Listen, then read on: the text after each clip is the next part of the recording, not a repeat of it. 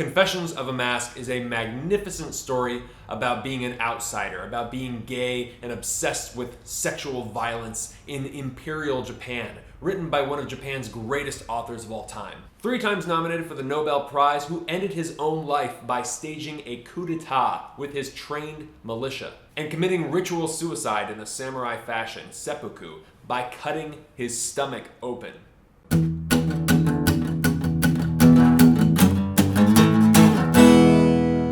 Better than food, man. Hey, good morning, everybody. How y'all doing? Welcome to Better Than Food Book Reviews. I'm your host, Clifford Lee Sargent. One last review to commemorate this room. And then on to the next place. On to the next setup, which I haven't figured out yet. But we'll see. We'll find out. Onward and upward.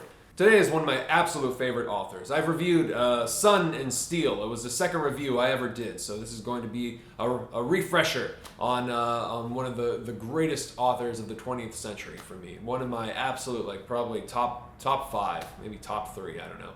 I love Yukio Mishima. I think he's about as good as you can get. Yukio Mishima wrote Confessions of a Mask when he was in his early 20s. It was his debut novel. It's autobiographical in part. It was published in 1949, and it launched him into success. By the time he was 45, at the end of his life, he was one of Japan's most famous authors. He was also a playwright. He conducted an orchestra. He was also an actor, and he directed one notorious film called Patriotism, wherein a general and his wife commit seppuku, the ritual suicide, and it was an explicit hint at what was to come. He was a very disciplined bodybuilder, and by that time he had also been training a militia, a small army of about 80 right-wing students, which he called the Tatenokai, the Shield Society. He was one of the reasons I began working out. He began to despise the emphasis on purely intellectual struggles. Instead of using your body to struggle against the world, to test the machine that you inhabit, and to grow stronger because of it. I found that very inspiring. Go and check out Sun and Steel. I think if you're interested in fitness or weightlifting at all, you're going to get a lot out of that book. He wanted to create this beautiful body, and right before it began to decay, to destroy it. He had been planning this political action, this coup, for about a year, which would end in his suicide. He was very methodical. This was all very intentional. There's a lot of speculation and opinions as to whether this move was art or a political statement or just a reason for him to commit a glorious suicide. I think it's all 3. Mishima's brand of nationalism was very particular. He was respected by many, though hated by the left. In theory, his goal with the coup d'etat was to rid Japan of its American-imposed constitution after the war, and return to the pre-war state of imperialism, even though Mishima himself was highly critical of the Emperor Hirohito. When Emperor Hirohito said that he was not and had never been anything more than human, meaning he was not on the level of a god as the emperor was supposed to be, Mishima interpreted this as a total disgrace to all the men who sacrificed themselves in the war for the emperor. Knowing how the story ends, you can trace the line of Mishima's thought through his novels. He thought it was very shameful to commit seppuku if you did not have a strong and beautiful body. He was influenced greatly by Western literature, especially French, and it's no surprise that he was a fan of Georges Bataille. One edition of Ma Mère contains a foreword by Mishima. From a young age, as you could guess, Mishima began to realize he was very different. And Confessions of a Mask is essentially a declaration of guilt by an outsider named Kochan. In the novel, we follow this boy's memories from childhood all the way through the war. The gears begin turning and his ideas and tastes manifest very early on. Once when he's young, he witnesses soldiers passing by, and he writes, "The soldier's odor of sweat, that odor, like a sea breeze, like the air, burned to gold, above the seashore, struck my nostrils and intoxicated me. This was probably my earliest memory of odors.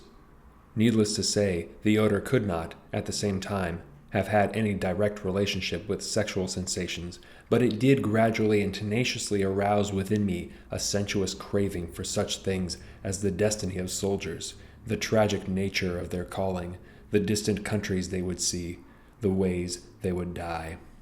The boy becomes obsessed with sexual violence, war, and the bodies of young men. After finding an image of Saint Sebastian, the young martyr, pierced with arrows, he masturbates for the first time. The arrows have eaten into the tense, fragrant, youthful flesh, and are about to consume his body from within with flames of supreme agony and ecstasy. But there is no flowing blood, nor yet the host of arrows seen in other pictures of Sebastian's martyrdom. Instead, 2 lone arrows cast their tranquil and graceful shadows upon the smoothness of his skin, like the shadows of a bough falling upon a marble stairway. But all these interpretations and observations came later. That day, the instant I looked upon the picture, my entire being trembled with some pagan joy. My blood soared up, my loins swelled as though in wrath. The monstrous part of me, that was on the point of bursting, awaited my use of it with unprecedented ardor, upbraiding me for my ignorance, panting indignantly. Subsequently, at school, he realizes that his classmates prefer women or girls. He can find them beautiful from an aesthetic standpoint, but he can't find an ounce of lustful desire inside himself. And he learns that he has to hide, that he has to wear a mask. On some level, all of us can relate to the idea of not fitting in, to being unable to reveal our true selves or desires. This novel perfectly captures the arduous process of camouflaging yourself in a culture in order to survive. Because the truth will always come out, it will always manifest itself, especially in the case of sexual preference. It's this exhausting, pervasive, all-encompassing conflict. The first boy he falls in love with is a fellow student named Omi. He surpassed us all in physique, and in the contours of his face could be seen signs of some privileged youthfulness, excelling ours by far. He had an innate and lofty manner of gratuitous scorn. "Humph, I hate wearing children's gloves," he said. "But even grown-ups wear wool gloves like these. Poor thing. I bet you don't even know how leather gloves feel. Here." Abruptly, he thrust his snow-drenched leather gloves against my cheeks. I dodged. A raw, carnal feeling blazed up within me, branding my cheeks. I felt myself staring at him with crystal-clear eyes. From that time on, I was in love with Omi.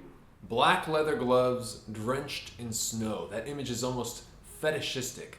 So subtle and yet caustic. Classic Mishima, the fusion of sadism and romantic masochism. He plays both sides, and one person speculated in this documentary, The Strange Case of Yukio Mishima, that when Mishima first discovered the image of Saint Sebastian, he pictured himself as the martyr, as Saint Sebastian, and the executioner, the person who shot the arrows. When the war breaks out, Kochan goes to work in a factory that is manufacturing the planes of kamikaze pilots, something that Mishima actually did. Producing the Zero model combat plane used by the suicide squadrons, this great factory resembled a secret cult that operated thunderously, groaning, shrieking, roaring. I did not see how such a colossal organization could exist without some religious grandiloquence, and it did in fact possess religious grandeur, even to the way the priestly directors fattened their own stomachs. He fakes tuberculosis and is deemed not fit for service, and is therefore denied the opportunity to die heroically as he truly desires. This is also a real occurrence and caused Mishima a great deal of regret. Maybe conflicts in love or lust can never be entirely communicated. However, Mishima's endeavor to do so merged with his obsession with death, for me, is nothing short of astonishing. Whenever I tried to capture the amorphous mass of my adoration within the confines of analysis, it would already have disappeared. If there be such a thing as love that has neither duration nor progress, this was precisely my emotion. Though he has these passions, these obsessions, he must fit in. That becomes his obsession. Normality becomes his obsession. It's an incredibly tragic self-loathing cycle. He even falls in love, or tries to convince himself that he's fallen in love with this beautiful woman named Sonoko. Though we'll see again that he can only find her beautiful on the aesthetic level. She doesn't have the body of Saint Sebastian, or of young men destined to be torn apart by bullets and steel, the things that arouse him past the limits. Finally, he realizes he will never be able to love her. No matter how hard he tries, he can't will himself to change his sexual desires. If I hadn't told you that Mishima's death connects so heavily with his literature, I believe you'd still find it to be an excellent book. It's sophisticated. Concisely articulated lines confide in you like a trusted friend, like the one who can truly keep the secret. It's very poised and intentional and emotional, beautifully descriptive, utilizing poetic metaphor, often referencing other books such as Là-bas by Huysmans or the work of the Marquis de Sade. There are several interviews and documentaries on Mishima that you can find on YouTube. One of them that I saw for the first time just the other day is in French, and I think he's speaking French in it. He had a great command of languages. I know for a fact that his English, as you can see for yourself, was great. Mishima's lineage could actually be traced back to samurais, something which he took great pride in. He wanted to die the way that he did. He wanted to die the death of a warrior. A grand death, a death with substance, filled with meaning. On his desk, the morning of his suicide, was the last page of his last book with a note that said, "Human life is limited, but I would like to live forever." You can react however you will, and the first reaction many have is one of repulsion, pity, fear, or contempt. But there is no author I know of who comes close to his disciplined intensity. Nobody comes close. What others run away from, Mishima ran towards with ferocious vitality. I am not saying you should go and commit seppuku, nor am I legally responsible for anybody's misinterpretations or actions. But I am extremely impressed by his dedication and his passionate journey towards death. His construction of his life as a narrative, as true to his nature as an author can be. He made his life a story and he chose how it ended. And of course, he chose what in his mind was the most glorious ending. From his novel Runaway Horses, which will definitely make an appearance on this channel, he wrote, "Perfect purity is possible if you turn your life into a line of poetry written with a splash of blood." Better than food. Way better than food. Always remember, life is far too short to read bullshit and far too short not to read Yukio Mishima. Thank you very much for watching. Hope you guys enjoyed. Please subscribe. You can help keep the show going by supporting at patreon.com/booksarebetterthanfood. Really appreciate it. Thank you so much. Great to see you as always. Have a wonderful day. Take care. See you next time. Ciao.